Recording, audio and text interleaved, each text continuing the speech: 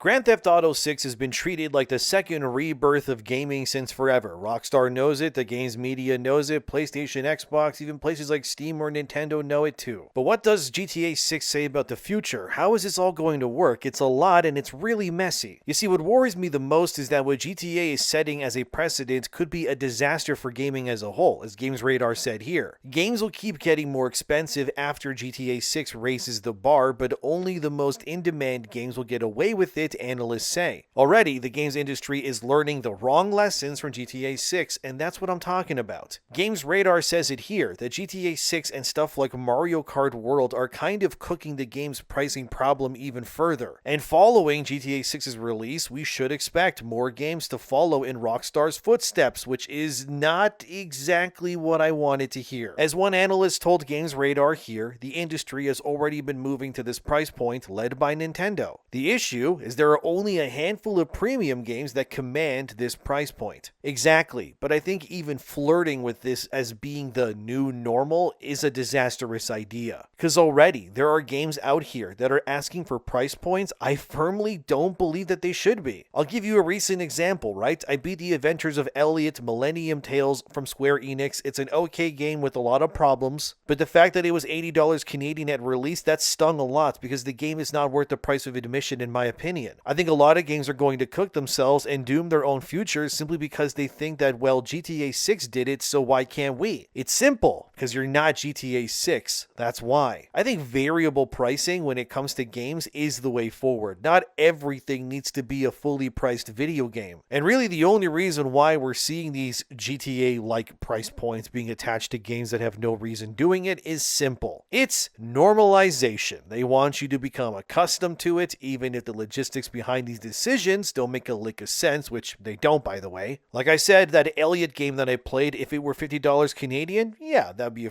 like a fine price for what I played, but $80 for a pixel 2D HD game that also reuses entire levels like it does? You're out of your mind. If Square wanted that Elliot game to become a franchise, they would price that game accordingly. Tell me how that Elliot game and something like Final Fantasy VII Rebirth are the same price at release. Yet looking at those games side by side, you'd be like, how is that even something they thought would be okay? It just feels like companies are going to doom what could be future moneymakers for them because they got too greedy out of the gate. That's the point here. As another analyst said, the new $80 standard will be reserved for only a select few titles and franchises that can command it. And publishers that try to charge $80 on games that don't deliver will likely come to regret that. Exactly this. Like, be serious, guys. Which franchises, in your opinion, would you actually pay $80, maybe even $90 at release? GTA? Okay, sure. Maybe an Elden Ring too, right? Call of Duty could probably get away with it just due to how loyal that fan base is with that game too. But I guess let me know that in the comments, right? What series would you abandon if they tried to charge you like Rockstar's doing now? In my opinion, for myself, if Square Enix, for example, were to adopt these price points going forward, they're gonna go under. Hell, even if like Borderlands tried to charge these prices, I would be looking at them sideways. Pretty much, unless you're Rockstar or From Software, you gotta back up, stop thinking you can milk people more than you already currently are. That analyst said more, which worries me. Here it is. Gaming is increasingly becoming a luxury category. Its economics have historically centered around a winner-takes-most model, and GTA 6 raises the bar again. Publishers who can clear it will pull further ahead, and those who cannot will be to compete on distribution instead, finding new channels, bundles, and pricing models to reach players the blockbusters don't. Exactly. That's the big problem. Gaming should not be a luxury hobby. The entire point of gaming is that anybody can get into it if they want to. The barrier to entry should not be where it is today, but it is. For example, the PlayStation 6, which is currently being ready to release in fall 2027, which yes, that's real, and God help us all if they still do that still. It's going to be very expensive to buy, but how expensive, you may be asking? Well, Vice recently reported via a leaker, as seen here, that the PS6 currently is is looking to exceed $1,000 American when it finally releases next year. That's crazy, you're probably thinking. Who but people with loads of money can reasonably then afford the PS6 at launch, never mind the games? Firstly, you're right to think that way if you did, and secondly, when you look at the logistics, you realize GTA 6, the PS6, all of this future of gaming stuff, yeah, it's definitely then going to become a luxury, all right. As Vice says here, the reason why the PS6 will exceed $1,000 is because the components needed to make the thing in the first place are already exceeding $1,000 per unit just for Sony to make the thing, and that the price of these components have increased by 31% in just the last 3 months, and that's right now. As I'm making this video, we're halfway through 2026. It's going to be even more expensive most likely. This means for me, right, over in Canada where I live, as seen here, a new PS5 then, before taxes mind you, is going to cost me roughly $1,419.45, and that's at today's money at this very instance based on the pricing. I would wager when GTA 6 comes out, which will be about $90 for the base version or close to $100 in Canadian dollars just for like the normal one, I mean, Sony will likely then push the PS6 as the definitive place to play GTA 6, probably, who we kidding. But by the time that PS6 comes out, its pricing might be closer to $2,000 Canadian. I wouldn't even be surprised if that were true. Mind you, when I bought the PS5 back in 2020, it was about $500 or so Canadian. This would mean the next generation of hardware would be 4 times the price it used to be thanks to inflation and taxes for someone like me. Tell me how most people can afford that. They can't. As seen here, currently the PS6 would likely need to be about $1,100 to $1,200 American for Sony just to break even on the thing. This can't keep happening, man. With GTA 6, Rockstar is in the unique position where, sure, none of this really matters to them. They can charge whatever they want to and get away with it, but like I keep saying, if anybody tries to ride Rockstar's coattails and mimic what they're doing, nah, you're gonna get cooked, man. Come on already. But as the Hollywood Reporter said here, what GTA 6 is gonna do to the games industry is equivalent to a car crash for physical media. I think how they put it in the opening here says it right. If Netflix cooked physical media, Rockstar Games just ran over its carcass, and yep, that's pretty much it, alright. There were also some big rumors that GTA 6 would eventually have a physical disc release in 2027, alongside the PS6 as another big push for Sony's hardware allegedly, and I mean, who are we kidding? People would double dip if they could. But this rumor that Rockstar was doing digital only at release to avoid spoilers ended up not being true. As the Hollywood Reporter confirmed here, they were able to verify the authenticity of an email from Rockstar that confirmed 100% that there will not be a physical disc version of GTA 6. Not now, not ever. It will only ever be a digital release for the future, as they confirmed it right here, so that solidifies it. As Hollywood Reporter said it here, what Rockstar has done is a death sentence for the physical media future, because it is. They said more here. To some degree, Rockstar's decision is understandable in that it is inevitable. The future of gaming will be split between digital purchases and subscription-based downloads cloud access because the new ways are more secure and much more profitable. Specifically here, Rockstar has to recoup a tremendous investment. And that's going to be the future, since Rockstar has allegedly spent somewhere near $1 to $1.5 billion on GTA 6 in terms of its development costs alone, making it easily the most expensive game of all time. The goal here is to remove the middleman as much as possible for Rockstar to recoup and make their money back. Manufacturing discs alone takes up about 5% of your overall profits, which in Rockstar's case, that's a lot of money. Not to mention how game retailers also take 30% of each sale of a game physically when it's sold in their store as well, which Rockstar is clearly wanting to keep more of that to themselves too, and Rockstar will want to do that. Insider Gaming said here, as you can see from their surveys, about 80% of people that they polled on their site are still going to buy the Ultimate Edition of GTA 6, which gives you all the extra outfits and the like in game, which that's not surprising to me at all, honestly. What is surprising is not only how GTA 6 is going to nuke the industry when it does drop, but how normalized it's becoming, to reveal just how many people are also being used to make these games happen in the first place. Rockstar has hundreds of employees all over the world working together to create this Grand Theft Auto 6 game. From New York, Lincoln, Toronto, Leeds, New England, and even India, as seen here. If you quantify just how many developers they have working on this game, in India alone, Rockstar has around 1,600 employees there currently. So when you combine all of these numbers, it means that GTA 6 is basically being made by a town's worth of people just to get this thing out the front door. Those numbers are ridiculous. ridiculous, even by AAA standards. For example, right back in the day, The Witcher 3 was made at CD Projekt Red by around 150 developers, alongside a couple hundred extra workers from testers and localizers and more. That number seems comically high for game development, right? Yet those numbers, they don't even match just the amount of Indian devs on Rockstar alone right now. These numbers are,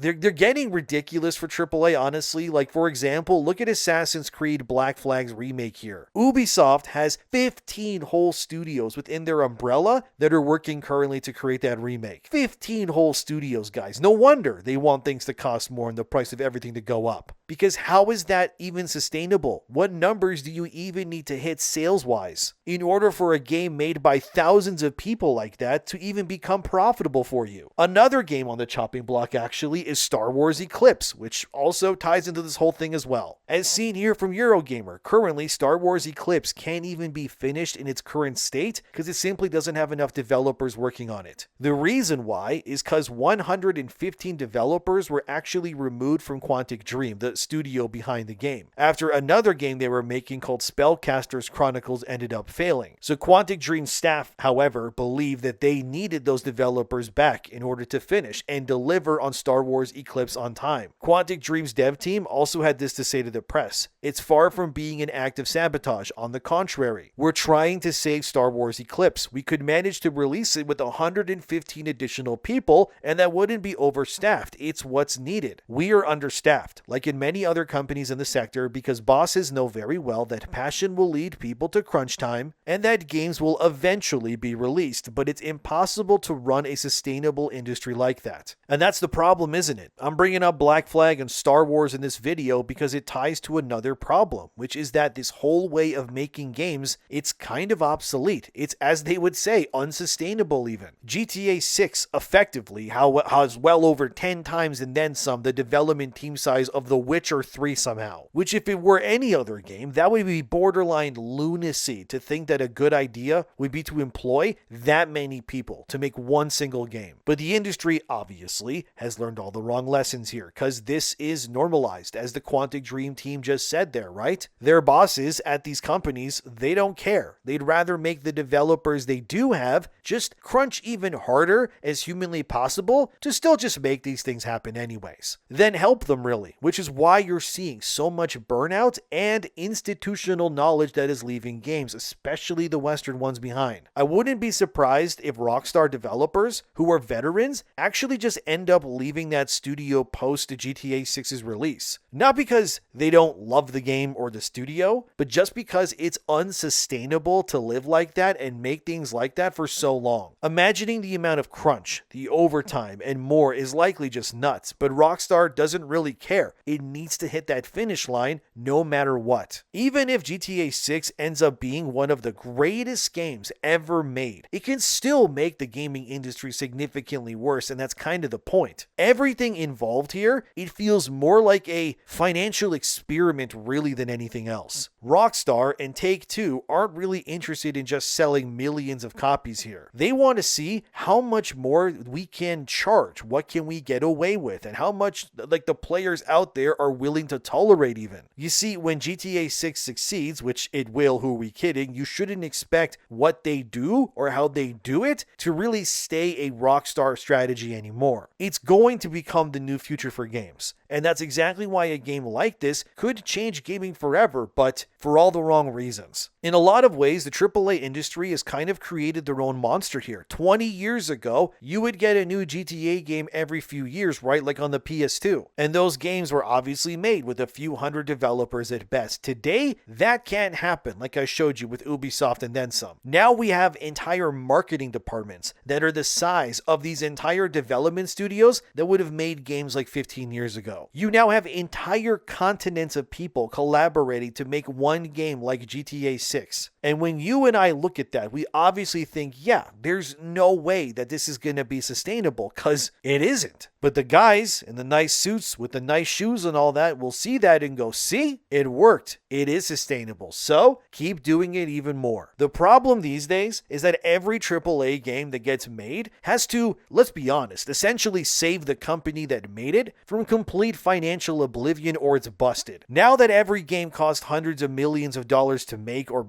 billions plus, I guess, in Rockstar's case. Selling well enough is not good enough anymore. You don't just need that success. You need actual domination now. You actually need those Game of the Year awards. You need the record-breaking engagement, the microtransactions, you name it. How this AAA games industry thought that the best way forward was to bet everything, every single time, on whatever the next game they're making is. And that if it misses expectations by even a little bit, everything just implodes, will never make any sense to me. It would be like you and me going to Las Vegas, right? Let's go on the slots. Let's put all our money on red. Wow, we won. Look at that. That's amazing. And then we go, well, we won, so surely we can put this all again on red, right? And just make even more money, right? I mean, maybe, but probably not. Who are we kidding, right? And then what, we go home with nothing? What a great idea. Like, we've watched this happen repeatedly across everything with the industry. Not because developers suddenly forgot how to make games. No, of course not. But because the financial expectations, they're becoming impossible. And the people who run these things, they don't really seem to care. They just want to see the number go, pretty much go up, up, up, up, up, up, and the sales just come in like they always do. Now imagine what happens, okay, when GTA 6 launches. Rockstar, one of the very few companies capable of asking players to actually spend more without triggering immediate collapse, okay? That gives Take-Two, which owns Rockstar, enormous influence, guys. And if players accept an $80 American Standard Edition, or they embrace increasingly expensive premium versions like that $100 Ultimate version, that doesn't just benefit Rockstar, okay? It sends a message to every executive in gaming that will go, look, they accepted it. They bought that thing. They're taking it with open arms. And that's all they're going to need. Suddenly going forward, every publisher is going to conveniently have their excuse. Every boardroom, a nice PowerPoint presentation made by some intern they don't pay enough, saying, actually, yes, we should charge more because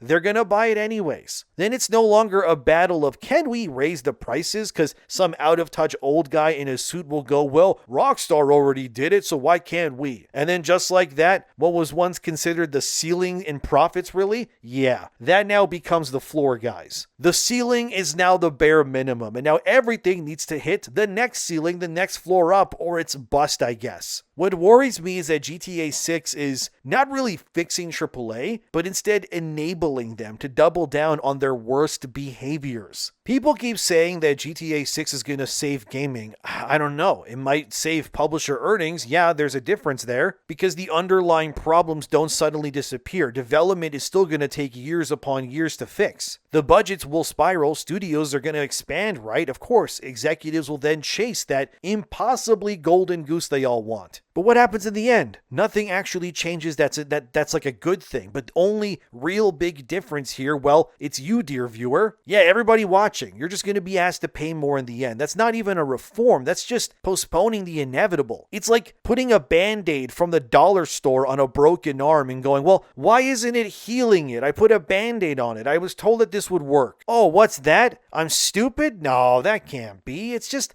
the wrong Band-Aid after all. That's the real problem here. Like before, you would have one studio making a game. I guarantee with Rockstar, the actual way they are doing it is crazy. They probably have like one team that just does cinematics, another one doing animation, another one doing the assets or quality assurance. One just does gameplay and that's it. And the production pipeline has become so enormous that managing it is almost as complicated as building the game itself at that point. And my fear, not really with GTA, but the other games that do try to replicate it, which will happen, is that if this ballooning continues the way that it does, creativity is just going to disappear. Because there's not going to be nobody who's going to want to, go and say, let's make another game with $500 million or more in development. They're not going to do that. Like I said, okay, this video, it's not me attacking Rockstar or trying to make fun of them. Rockstar has earned their trust for the most part. The scary part here is everyone else, because all the publishers will see when they look at GTA 6 is not go, maybe we should make better games. They're just going to think, maybe we should charge more. Right, that's it. That was the solution all along. We're so smart, guys. But that's the big cataclysmic problem here. These other companies or publishers can't copy Rockstar's talent. They're just going to copy their pricing without the same level of talent, quality, or scope behind it. That's always been the problem. Publishers just imitate imitate the revenue models, not really the development philosophy, which means that higher prices spread much faster than, say, higher quality games. We've already seen it happen, haven't we? 60 became 70, now 70 is becoming 80. It's like every year, another layer to this annoying lasagna gets added. And the games industry has spent years convincing itself that bigger automatically means better, but nobody asked if bigger actually made the business healthier. We're watching these studios close, right, despite successful games, or they're having massive layoffs. Like, look what happened with Battlefield 6, even though it was the biggest game last year. Or you have entire obliterations, like, Bungie, for example. God help me what's going on over there, too. Now they want us to pay more while still claiming that it's not enough. Like, that's not sustainable, man. Look, Grand Theft Auto 6 will almost certainly be phenomenal. I'm not ever going to say it's not going to be. It's probably going to be an amazing game in every way. I